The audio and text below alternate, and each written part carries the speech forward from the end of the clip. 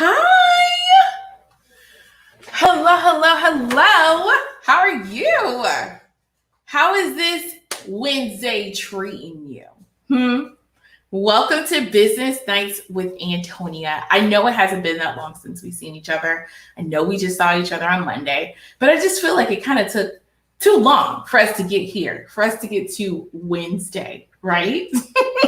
So excited to see each and every one of you. So jump on, go into the comments, tell me hi back. I absolutely love talking to you guys, and I'll pop your name and your comment up on the screen. So excited to see you. Okay, so tonight we have a super special guest, and it's actually a huge moment for not just me and the brand, but for all of you and for Business Nights with Antonia. It only took us to get to episode 3 for us to be international. So for those of you who've been following me with Friday Night Live with Antonia since July, we haven't had anybody outside of the States. So our special guest tonight is actually, she's 16 hours ahead of us, I believe. So I think it's like, it's like really late or early in the morning, if I'm doing my math right. Where she is beautiful and fresh faced and so excited to come on and speak to all of us about her topic for today. So we've actually gone now international. So I'm super excited. She's coming all the way from Australia just to see you and to say hi and to share her level of expertise. So let's go ahead and get started in our first segment for tonight, shall we? Okay, I think you said yes. Awesome. Okay, here we go. So business relevant. I was backstage and I was trying to think of the easiest way to name this topic, and then it just kind of came to me, and it was inspired by politics, but it's not really about politics.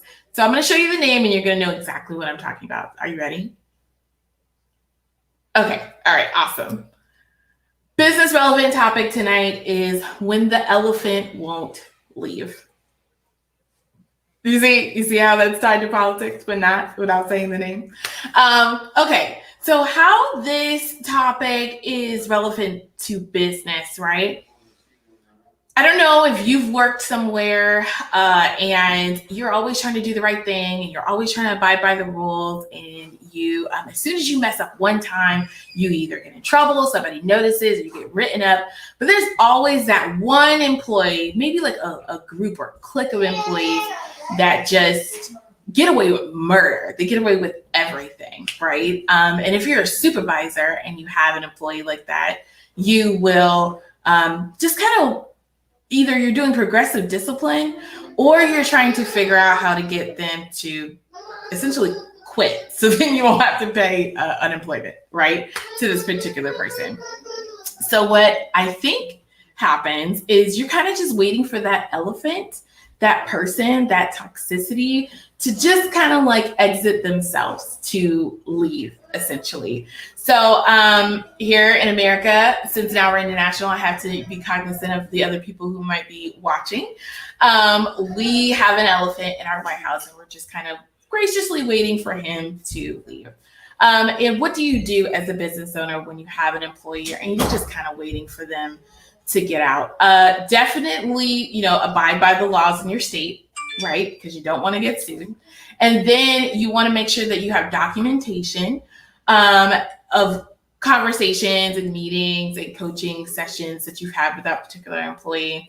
And then you either let them know that, this is not heading down the right track through progressive discipline and maybe a PIP plan.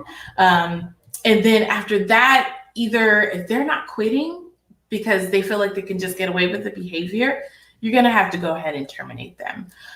So that is how I'm relating what's going on in current events to more of a business related topic.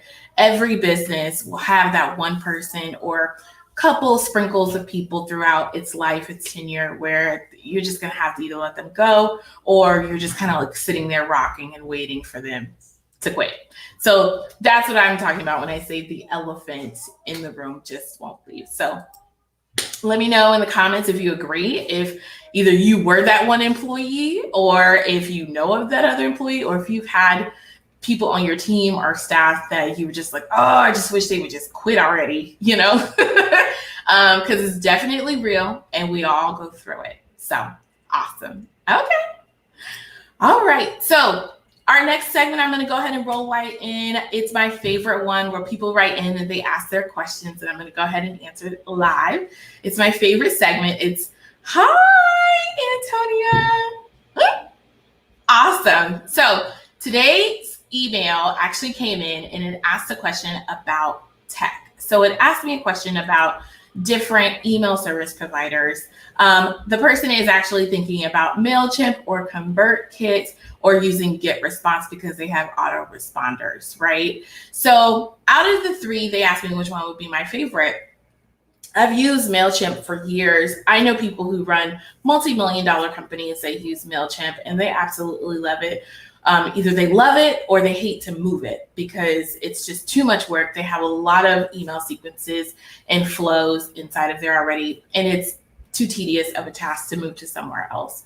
So MailChimp would not be my favorite. I would probably put it down to number 3, unfortunately, out of the 3 options, just because the landing pages part of it, it's not very intuitive and it's not great overall. I mean, you have to either know a lot of back-end coding, and most people don't know how to code in order to fix their landing pages. And also they don't currently support the sale of digital products. So MailChimp would not be my favorite email service provider. So for that reason, it'd be number 3. GetResponse would be my second one, and I'll tell you why. While GetResponse has a lot of features that are very helpful, like sales funnels and webinar funnels, simple funnels, or very long funnels, and email sequences and landing pages for both web and mobile, it takes a lot for you to tie things together, and it can easily be broken. All your processes and flows can be broken.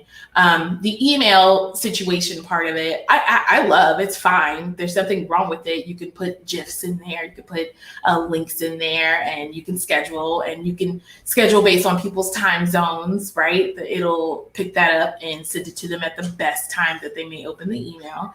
But it's just too easy to break and too easy for the funnel to get out of whack.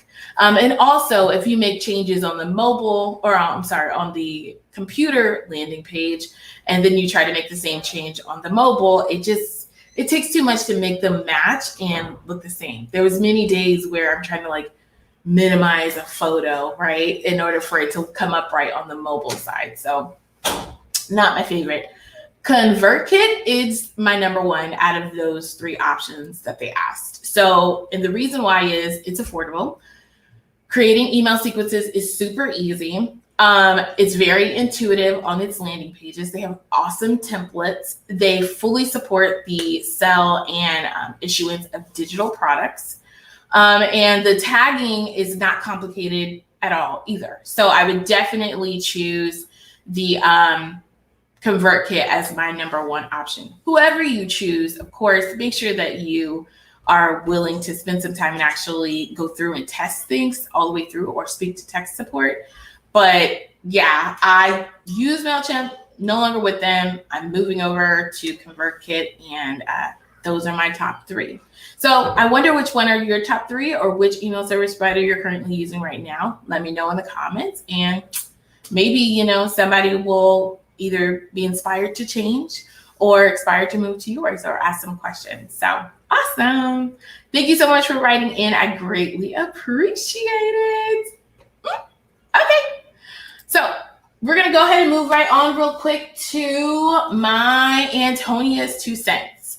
So since this is episode 3, I'll go ahead and explain this. This is the segment where I get to talk for 2 minutes, about 2 minutes, right? About anything that I'm thinking of, or anything that is moving me at the moment. So it's not going to be tied down to specifically just something business related.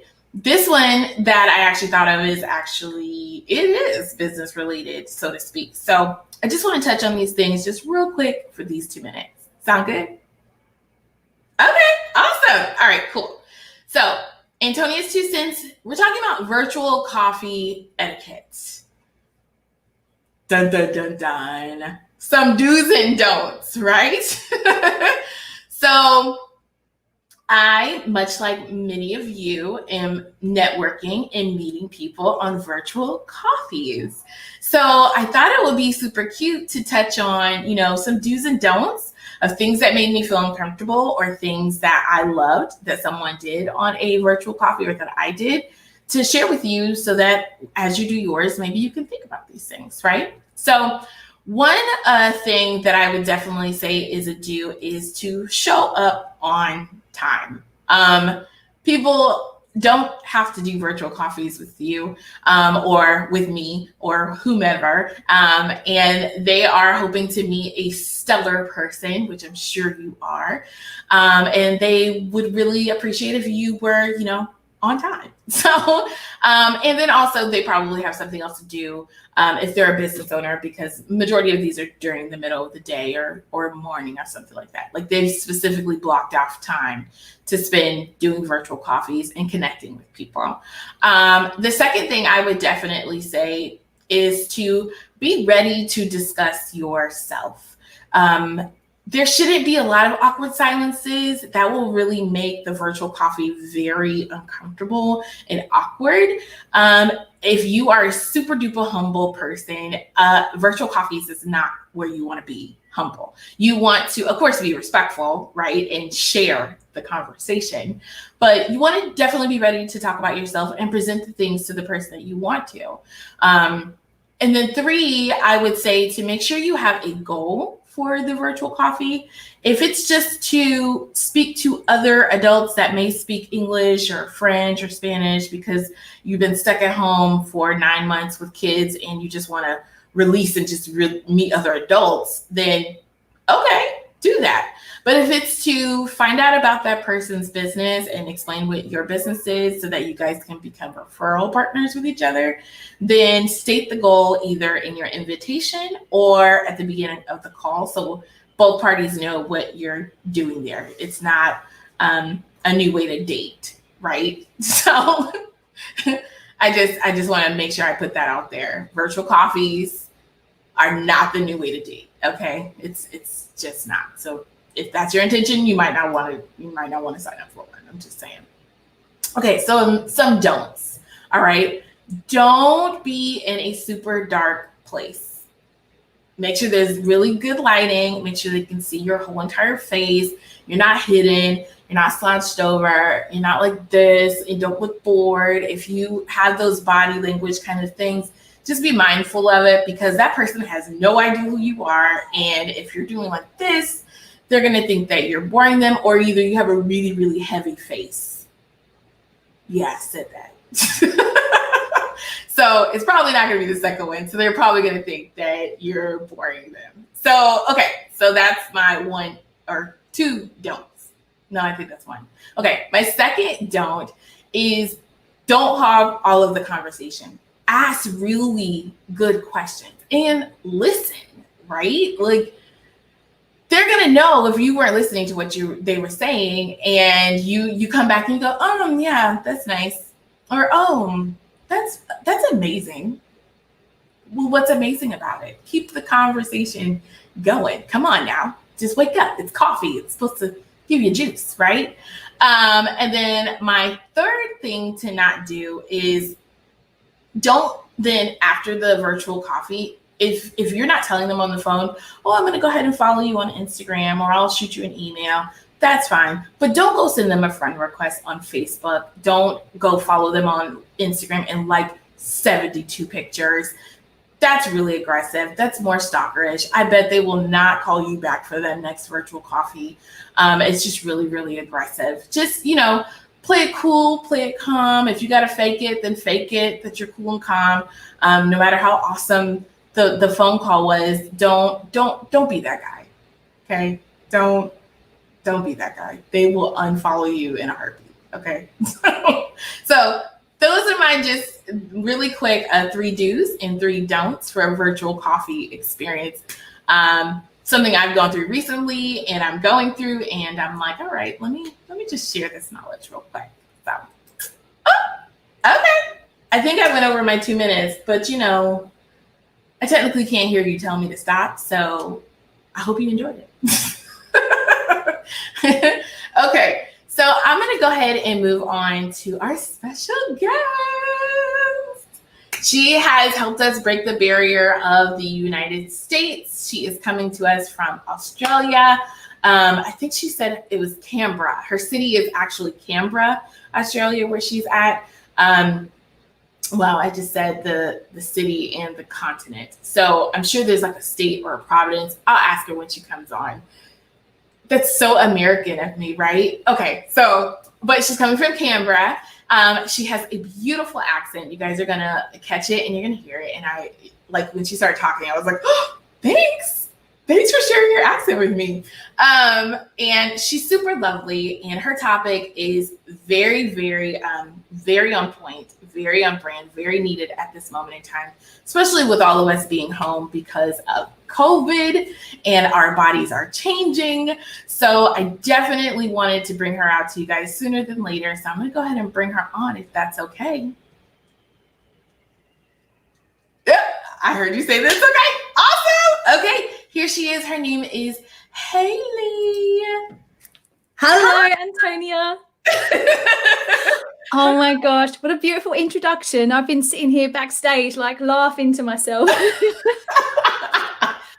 I'm super goofy. Yes. I love it. You're goofy, I'm a dork. So we're going to absolutely rock this together. It's a beautiful combination already. Okay. Yes. Awesome. Well, Miss Haley, if you could please, if you don't mind, please introduce yourself to the audience and let them know just who you are and what makes you great. Of course. So I'm Haley Latchman. I am the founder of the Body Confidence Coach, and it's just me running my business. And I've been in business for about 7 to 8 years. As you can hear, even though I'm living in Australia, I'm not originally from Australia. I am from the UK, and I have been doing lots and lots of traveling, finally found my home in Australia. And I was originally in the health and fitness industry. I used to be a personal trainer, and my own history with my body and with eating started to come up a lot more for me after a near-death experience, which I think is something that makes me cool because it's not something you'll come across many people experiencing. I was struck by lightning, and what? Yeah, I know. Your face every time I say that, I'm just in here going, wait for the face, Haley, wait for the face. I was struck by this happened 4 years ago, and that completely turned my life around. So I went on this, it was like a midlife crisis, but I was only 30 at the time. So it was like 3 months before my 30th birthday that I got struck by lightning. And I realized I'm not happy. There's loads of stuff I've not dealt with. And I started to delve into mindset, behavior, emotions, and coaching. Realized I had a heap of stuff around my own body I hadn't dealt with. And as I was dealing with that, I realized I can help women with this, and more of my PT clients started to relate with that. And I thought, you know what, it's time for me to step up and be the real me, which is another part of what makes me great, is my authenticity, my willingness to be vulnerable. Like, if you follow me on social media, I'll like let all my demons hang out appropriately in with the intention to give women permission to show all of them, to say, like, to embrace all of our parts, so that we're not just living lives in one dimension. We're living much more of an authentic 3-dimensional life. And I could go on about that because I'm so passionate about it. But I have a feeling you're probably going to ask me questions. Oh my gosh. Yeah, I'm like itching. So when you said to live your authentic like selves, and like I got chills because it was you said in all your parts, and I got chills when you said that because I have a lot of parts. Like I'm I have a whole bunch of kids and they produced a lot of extra parts on me I didn't have when I was like 20. Okay. I hear you. But that just makes me so excited that you are helping people to embrace that and you are doing it by example. So that's amazing. Oh my goodness. So let's just back up real quick. So you were struck by lightning and then you went to physical therapy, but like what changed in your body? Because when you think of somebody getting struck by lightning, I immediately go to the cartoon where Donald Duck gets struck by lightning and he just like fries up and his feathers go everywhere. What happened to you? Fortunately, I didn't fry up. Okay. Thank God. It's so funny that moment. People ask me this, and it is a blur. It is a bit of a cartoonish blur. But what happened afterwards was the changes in my body. It was emotional.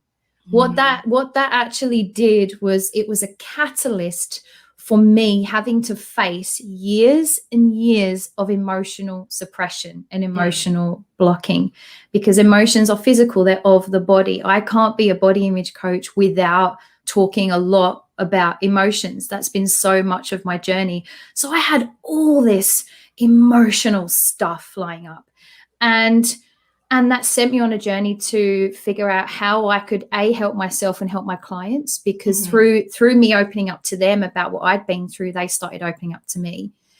And it was actually through being coached myself and learning about emotional intimacy that I was able to heal those emotions and be able to show all of those parts of me. Because, like, guess what? Anger, guilt, sadness, frustration, shame, insecurity, these are actually all really natural. They are parts of us too. And I discovered in the rejection of all of those feelings and emotions, I was actually rejecting essentially my humanity, and I couldn't be human. I didn't feel good enough as a person. I was not allowing myself to be human. I was expecting myself to be more than human. And if you expect that of yourself, you set yourself up for pain. So it was the emotional change that was really, really key for me. Okay. Oh my goodness. So I want to touch again on a different topic, just real quick. So the body image part of your coaching. So take me through the process of like maybe the intake of a new client. What is it that you guys first talk about in order to really assess their image of their body and how they feel about it? How do you start that process? Yeah. The first thing we need to do is, well, first of all, get in a safe space, like together privately. And I'll talk to them about what the pain is for them specifically, because it can present very uniquely for different women. We'll talk about what's the pain, what's the problem. And for so many women, they're unable to then think higher or deeper than that. So then my job is helping to put them in touch with, well, what's the cost? What are the consequences of this pain? How is this a problem for you specifically right now? What is it? How is it affecting the different areas of your life? Because what's often not really understood or appreciated with body image is that the end goal isn't to feel good about your body. The end goal is to have the confidence to show up in all areas of your life and to not be held back or blocked by feeling insecure about your body. So it's a gateway for them to be able to light up all the other areas of their life. So their wealth, their health, their family, career, relationships, social life, mental health. So I'll kind of elicit in all of those areas, well, what's not, like, because of the way you feel about your body, what in your life is not how you want it to be. That gives amazing. them it helped me to understand how it was specifically affecting me, because it gave me the motivation and drive to solve that issue. And once we've identified exactly how it's a problem, what is it costing you? Because for so many women, it costs them their career, right? They're not standing up asking for a promotion. They're not putting themselves out there in their business. I heard you mention in the introduction, you had to get over a little bit of fear around being live. around being on camera. Yeah. And so for me, it's so important to really connect to that part of the person I'm speaking to first, the woman that is sitting in front of me. And then to build the dream of where she wants to go. How does she want it to be? And within that, I help to open up her mind and her perspective. Well, in the goal, how is the language around this goal really serving you? Are you fully happy with that? Does it feel empowering? Or are there parts of your goal that are actually the reason why you're being blocked from this? Mm-hmm. Many women will say, well, my goal is to hit this kind of weight by this date. And I'll have to pause them there and I'll say, how is that helping you? How empowering does that feel for you right now? Is that motivating for you? No. And it's not, right? It's like, no, it's not motivating. And there's actually scientific research to prove that. They've done studies around the level of motivation with weight loss being the goal. It's one of the least motivating goals. And so I do that so that women are walking into this with so much more clarity and focus around what they really do want. Because what happens is, way back when they decided they wanted to lose weight or change their body, it was for a reason. It was so I could go find love, so I could get the promotion in my job, so that I could have more respect, so that I could be more valued, have more self-esteem. And in the chasing of the goal, because it's so narrow, all of that gets deleted and it just becomes about the weight and the image. So I've got to get them back to what it was all about. What's the deeper purpose, the highest intention, and connecting them to that, and then rebuilding that definition of what body confidence means to them so that it's empowering, it's moving away from the number. And from there, we look at the gaps. Okay, so let's do a gap analysis from where you are right now to where you want to be. What's getting in the way? What are some of the obstacles? It could be lacking motivation. It could be I'm always so busy, my time organization isn't on point. It could be I have a lot of self-doubt. It might be my inner critic is really loud. I'm sure there are many people here who can relate to that. Very, very loud, noisy inner critic. So the obstacles, we've got to manage those because then they become goals. So we're going to change your motivation strategy, or we're going to help tame your inner critic and give it some compassion. Or it might be, let's take a look at where you're spending energy and time, and we can start to move you towards that real, authentic, full, real body confident self. And along the way, I'll tailor it to each woman and each individual, because there's lots of really cool advanced coaching techniques that I can do to help them. You hit a point. I really love what you're saying about taming the inner critic. I know so many people that will have a beautiful idea in the morning. By lunchtime, it's like, okay, I think I can do this. And then by the evening, it's like, I don't think I can do this. And it's all because they haven't told anybody. It's just they are diminishing the goal and the idea and the creativity themselves. So that taming of it, not getting rid of it, right? Because we do need to be critical. Yes. Of course, constructively, right? When it's functional. Yeah. Yeah, I love that. That's just like a positive spin on something that's normally viewed as negative. And speaking, right? So so speaking about the negativity, so we have the woman or the man that's decided they want to change their body image. And they're working with you, and they're identifying the reasons and the source and the gaps. But what happens when, and how do you handle for your clients when there's like outside body shaming? Like, what about that part? Because people do it every day, and they're so, those big fat sausagey figures on the internet, they're so mean. So how do you deal with that? How do your clients deal with that? Yes. I love this question, Antonia. Thank you for asking it, because it's so, I have many clients come to me and say, how can I not be so impacted by social media, by the images that I see, by what other people say? Like I've had clients share with me like, oh, my mom or my dad made a passing comment the other day about I need to, I've put on a bit of weight. I should probably lose a few kilos. So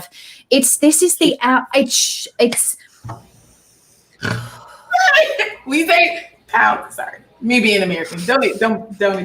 Oh, I'm feeling it though. So for me, because I need to be able to step in alongside the client then and be the role model for who they can be in that situation. So model to them how to handle that. So we have to do work on boundaries. We need to do work on boundaries on where you end and someone else or something else begins. Yes. So people pleaser management, getting people away from people pleasing. There's a lot of work to be done around that with so many of the clients I see who struggle with body image, who want to please other people, fit in with other people. I want to fit in, I want to belong, please love me, please accept me. And in wanting to be accepted and belong so much, they've eroded their boundaries, right? They've no sense of, well, actually, what is the truth for me? What is good for me? What do I want to say yes to? What do I want to say no to? So really strengthening, building those boundaries.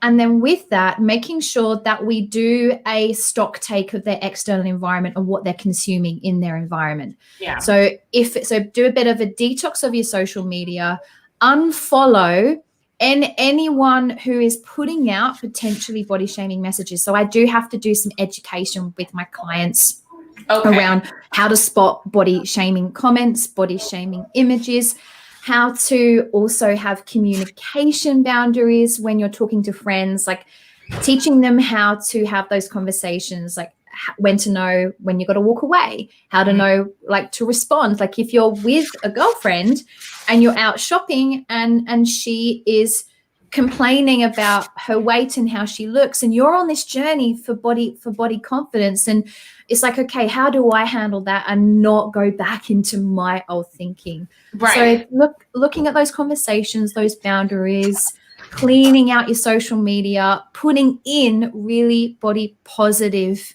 messages and images around you, because negativity bias is real. So for every one negative thing, we've got to have 3 positive things, and we've got to put that into our environment. So that's a lot of the work I do in taking care of that for my clients. I love it. We got some comments. It says awesome advice and boundaries are everything. Yes, absolutely.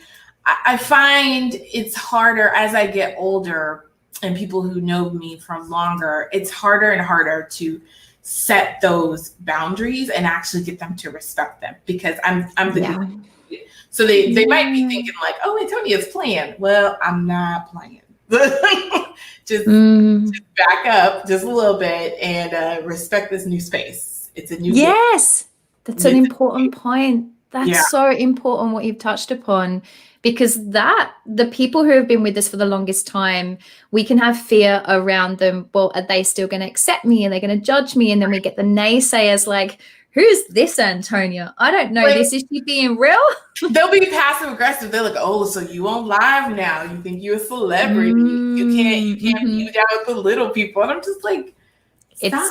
It's and like boundaries are so key in handling that as well. It's that knowing where you end and another person begins, which is also knowing what is their stuff. So what I hear in that, Antonia, is I'm hearing their programming, their conditioning coming up. And something else I do with my clients is we have to have a look at their family history and their little family system that they grew up in to see what they've picked up. What have they picked up from who? What are they still carrying through their life today that they want to finally free themselves from? That old past stuff. So looking at freeing and liberating yourself from that past stuff so it's not dragging you down today. You know, speaking with you and listening to you tonight and then listening to other coaches that we've interviewed, I am just so amazed at, one, how amazing a woman's body is that we're able to produce these such complex individuals, right? I know, right? It's ridiculous that, it took just 10 full months, just for that. But then I'm just so amazed how humans are just so intricate and complicated, and everything is interconnected. And here we are speaking about body confidence, but now we're getting into family histories, and not from like medical points of view, but actually behavioral points of view, and their mindset. And I just think that it's amazing, the transformation that you're helping for your clients to get and to gain. And I would have never thought before speaking with you that you had to dig so deep to help people just be confident and show up in all areas of their life, and to not allow their current form to take over. That is profound. So big clap up to you. Thank you, Antonia. Antonia, I really appreciate your appreciation of the deep inner work that has to happen, because we live in a surface world and many people are fixated with the quick fix. I want the change, but I don't want to do the work. And then as a coach, I'm sitting there thinking, well, you're not ready for this yet right now, but this is what it takes. I've gone through it. I've overcome an eating disorder. I've had to overcome that myself, and I had to do the deep work. I had to, otherwise I wouldn't be where I am right now, having this conversation with you today. Yeah. And doing work in this space. The deep work is so necessary, and people need to stop and reflecting on themselves. How much do I want this to change? Am I more married to the problem? Am I more like, is that more of a priority for me, having this problem? Am I actually more comfortable with the problem, or is that something I'm so uncomfortable with, I've got to put something else in its place? Because there comes a time and place where you do need to allow people to be where they are. And some people might just be for where they are. They might say, I hate it, but really secretly they're loving it, because it gives them reasons, excuses not to go out there and show up and achieve their really big goals. Yeah, it just reminds me of a particular person in my family that smokes cigarettes. And while people in our family have died from lung cancer and colon cancer, these different things, they still continue to smoke cigarettes. And at some point, you just have to let people live out their days the way that they want to. And when they're ready, when something really affects them, they will stop. And that's just their journey, and you have to let them live it. And I love that. So just real quick before I forget this question. So do you only help women, or do you help women and men, or is it adults, or do you also help teenagers? Like, who is your ideal client? I primarily work with women because so many women have this issue. So just for clarity of my message, I mainly talk with women. However, I do have male clients as well. And with the issue growing amongst young boys and young men, it's definitely something I'm moving more towards next year. And I do some work with teenagers as well. I've got a client who is 16. She is going through a lot of body dissatisfaction and body image hang-ups. I'm actually working with her and her mum together. It's amazing. And that is so key. Like, the young girls right now are going through, because I just thank God I did not have Instagram when I was going through all of my body stuff when I was a teenager. I don't think I ever would have left the house. I think, in all seriousness, I feel for them. So it's important. We've got to be taking care of our young people. Like, for young girls, that's when they're most at risk of developing an eating disorder. And I'm not sure what's happening in the States right now around this area, but in Australia, through COVID, an organization called the Butterfly Foundation, who specializes in working with eating disorders, had a 30% increase up from last year in calls to their helpline. So right now, I'm honestly, anyone who needs help in this space, who is willing to show up and do the work, I will work with them, because this is not going away. It's actually getting worse. Like, it's body image is rated in the top 4 concerns of young people in Australia. And these figures just keep increasing. Like, I was a young person many years ago, and like in 20 odd years, nothing has changed. Not really, statistically. nothing has changed. More needs Over to be in the done. States, I don't think it's changed over here either. If anything, it's gotten worse because of social media. Yeah. I have 2 teenage boys, and one of them, he wears a sweatshirt or thing all the time when he used to go to school, because I have them homeschooled now. And I'd be like, why are you wearing this? And he was like, oh, I like it. But it's like, okay, we live in Florida. It's like 82 degrees. Why do you have a sweatshirt on? And it's because of his body. He didn't like it. He when he moved in with us, he started losing a lot of weight because he was more active. And soon he stopped wearing the sweatshirt. But I could think back to that was a phase. And I have another teenager who's like, I'm not eating dinner. And I'm like, why? And it's because he thinks that he's gaining too much weight. And if you don't have these conversations with your kids, it could just pass you by. So I love that you're also helping our youth, because most of the time it starts there, So, gosh, Absolutely. you're just such a necessary vessel for this earth. I love it. Oh, you are. Thank you, Antonia. Thank you. So welcome. And I do want to, on that, I want to acknowledge a lot of the people out there who are also working in this space. And I recognize that it's going to take a lot more of us. It really, really is. And I'm really fortunate because I've got just recently, I've started an ambassador program. I've got other women out there now doing the work, and it's like I'm not on my own anymore, because we have so many people who need this, and there are a lot of fantastic people out there doing much needed work. And honestly, on a, let's say, a country point of view, a government point of view, more needs to be done there. Yeah. More needs to be done there, not just coaches like myself who are pretty much filling a hole at the moment. This has been a big topic in Australia about the massive gap in the provision of mental health services, because body dissatisfaction, disordered eating, feeling negative about your body, that's a mental health issue. It's a mental health issue. And when they're now actually starting to talk about calling out to coaches like myself and others in this space, and whether they're working in body image or they might be working in anxiety or whatever it is, to fill that gap of people who aren't severe, but they're kind of in that they need mild to medium support.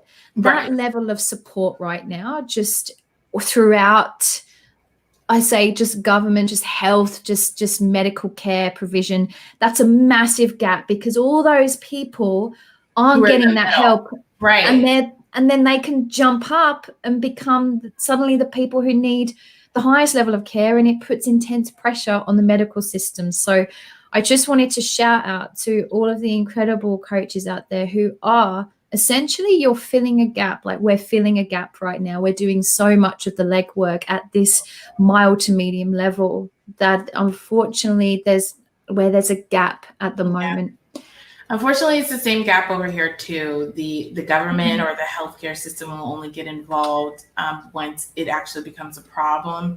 Or it's too late at that point. And it really is too late. I remember when I was growing up, the guidance counselors at our school were more than just guidance on your classes. They were they were the first level of coaches, and in my and schools just aren't set up like that anymore. You can't miss too much of your classes or you'll be too far behind, and it just doesn't work that way. And they're not getting paid enough, so they don't care enough, so that it's just a cycle. But I love that the rise of coaches and people actually I can't think of the word, but they're basically not thinking of coaches in a negative light anymore, or seeing them negatively anymore. And now it's being shown as a sense of strength and empowerment, that you realize you need more outside of yourself, and you're going to go get it. And I just applaud each and every one of you coaches who are doing the doggone thing, because it is definitely a need, especially with this area that you're working on as well. I think. And it's not going to go away as much as video editing and all these editing apps that come out. Well, I love a good filter. I love a good dog filter or a bunny ear filter. I know so cute. that's not me. So I know. And even people like me, sometimes I feel, nervous or conscientious, or I'm like, oh, that role right there is just kind of poking out just a bit. Like, you do it, you're critical of yourself, but knowing that you have someone out like you who could provide that service to fill in the gap is amazing. So, oh my goodness, I'm so excited. So I hope you guys enjoyed our conversation with Haley, our first international interview. If you want to reach out to her, her contact information is in the ticker tape. We've got her Instagram, her website, her Twitter, and her LinkedIn. So hit her up. Of course, see, she's willing. Well, I don't want to put that out there. She's willing to do international hours, but she's accessible. You are. Okay, great. Absolutely. Because right now it's like coming up to, it's like 1:45 over here in Canberra, Australia. So yeah, I'm definitely willing to take on international clients. I have a couple as well. So Okay, good. I didn't want to put that out there and you be like, Antonia, I'll put it out there. That's all good. Yeah. Antonia says right. She's right. Awesome. Well, hit her up if you enjoyed her conversation. I did. I thought I was fine before, but now I'm like, dang, Antonia, you really doing it because Haley said so. So good job for me, basically. Aww. I want to keep you, if you don't mind sitting backstage for a second, I want to give you a proper goodbye. Is that okay? Of course, yeah. All right, everybody say hi or bye to Miss Haley. Thank you so everyone. much for coming. Bye. Thank you. Oh my goodness, you guys. How was that? Oh, such amazing, juicy, jam-packed informational conversation we're having on these business nights, right? I can't believe we were fortunate enough to snag Miss Haley to jump onto our live, to give us a little bit of her expertise and how she works with her clients. I think it's phenomenal, the work that she's doing. It's necessary work, right?